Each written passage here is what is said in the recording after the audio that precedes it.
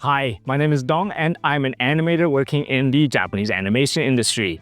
And I think being able to animate hair properly is an important step into getting the nuance down in your movement and to create interesting and appealing scenes. To understand how the hair moves, I took this footage with my friend Ichi. So this might be easier to explain if you imagine it as one of those amusement park swing rides, with the chairs hanging off a central carousel. As Ichi spins her head around, her hair flares out and expands outwards from the centrifugal force. The ends of her hair trail behind and settle into place at the end. Alright, let's try animating this scene. A quick turnaround of our character with hair secondary action. And like always, I'll be working in Clip Studio Paint, but feel free to use any animation software you like. Also, if you'd like to use my layout template, links are down below in the description. I'll set up the scene by creating a drawing layer in my animation folder and creating another cell. I'll use these two cells to draw out our two starting and ending key drawings, one of our character from the back and one from the front. Alright, let's draw our character.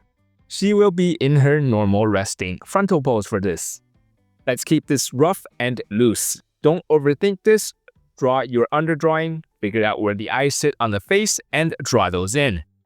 Fill in the rest of the features while you're at it.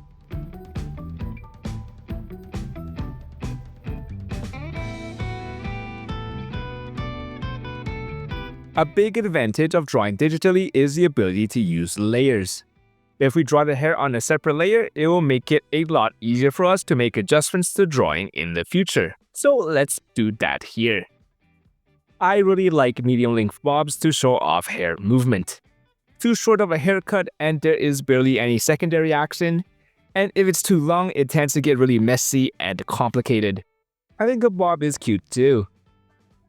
In terms of design of the hair, I find that grouping the strands into bigger clumps saves a lot of trouble and simplifies a lot of the complicated aspects of movement and animation. But the fundamentals are the same regardless of our design. Once our frontal drawing is finished, let's work on the back view. Use the onion skin tool to help keep the volume of our character's hair consistent, and let's get drawing.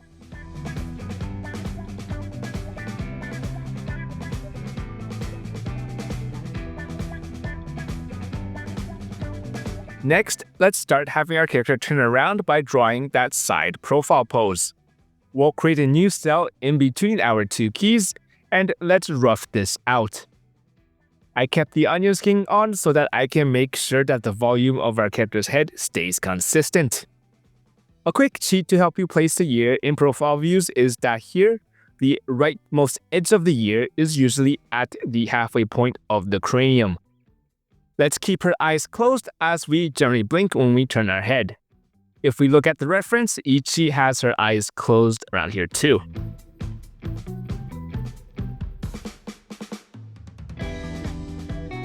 And on a new layer, let's draw our hair. If you imagine those swing rides, at this point the hair should be fanning out from that centrifugal force, and the tip should be trailing the direction of movement. Since our character is turning clockwise, the hair tip should be in a C-curve facing screen right. Always check the reference if you aren't sure of something.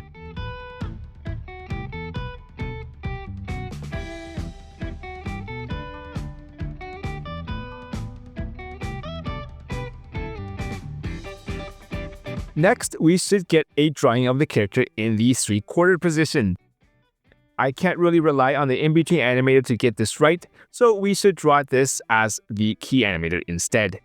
And turning back on the onion skin to double check the volume of our character's head, let's draw that 3/4 pose.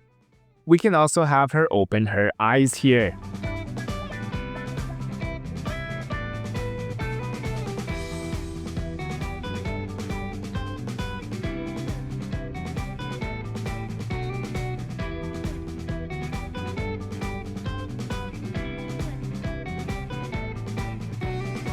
On a separate layer, let's draw our hair in.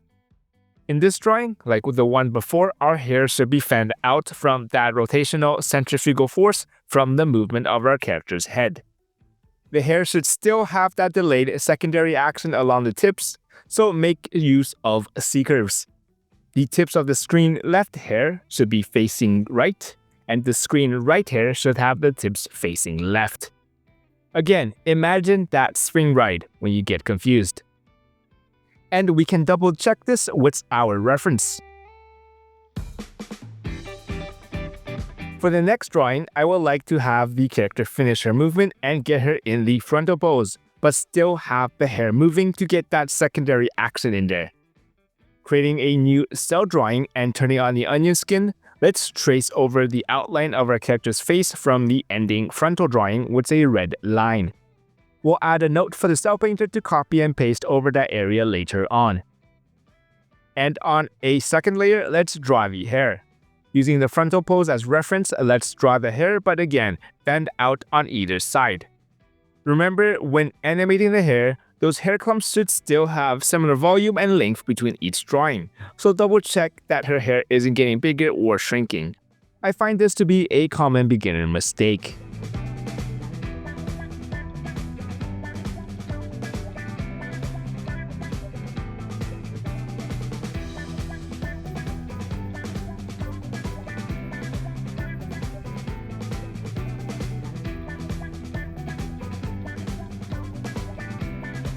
With that drawing done, let's label everything.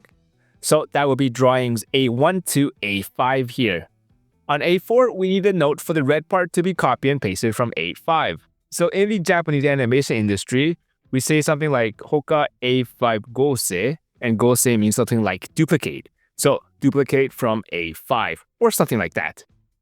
Then let's time this out. I think I will need one in between A1 and A2 on 3s. A2 and A3 can just be on 2s, and in between A3 and A4 on 2s could work, and two in-betweens between A4 and A5 on 3s should be fine to get that movement settled down. Clip Studio Paint has these nice in-between markers to help us plan these out. Also, let's write in the timing diagram as well. The in-between from A1 to A2 should have it favor the A1 drawing, and the one from A3 to A4 should be in the middle, and the one from A4 to A5 should have the in-between at the half and then the 3/4 position for that settle. And to finish, let's create a couple layers at the bottom A5 and shade our drawing in. In my professional work, I will always shade in at least one drawing in a scene during rough animation. Let's create the color separation lines using red and blue lines. Remember that blue is for shadows and red is for highlights generally.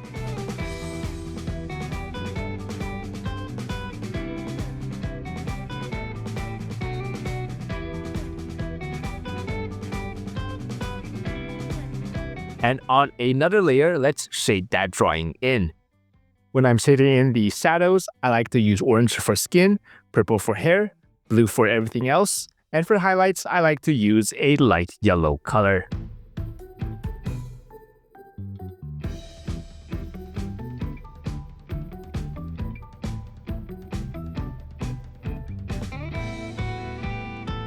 Alright, let's check out our animation. Some of you might want to add an extra drawing where the hair strands bounce inward before settling. You know, a bit of that squash and stretch. This kind of thing happens in real life, and Ichi demonstrates this as her hair contracts slightly before settling in place. Between the A4 and A5 drawings, let's create a new cell. We'll keep her position the same, and with the onion skin tool on, let's draw her hair, but slightly more compressed compared to the A5 drawing.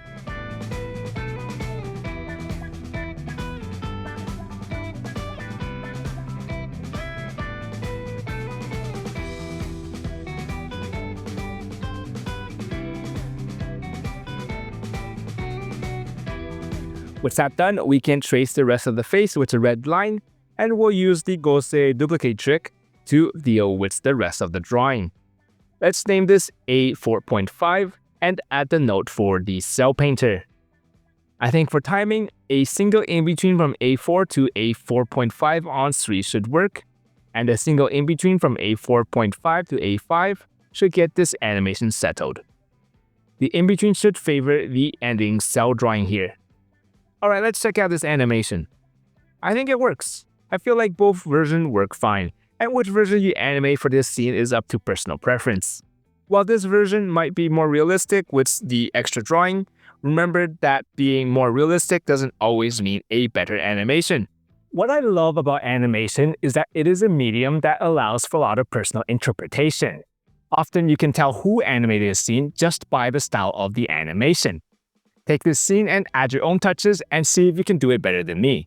Maybe try drawing A4 so that it isn't a partial duplicate of A5. Again, we have the reference. Ichi here moves her head a bit just before settling into her final pose. Maybe that could work better in animation? Why don't you try it out? That's it for today. Check out Ichi-chan's and my other friend Ryo-chan's X, formerly known as Twitter. I do their cosplay shoots sometimes. Thanks everyone, especially channel and patron members. You guys help keep this channel running. Supporters get extra content every month, including behind-the-scenes look at my professional work and extra videos. Anyways, check out my socials and I'll see you next time.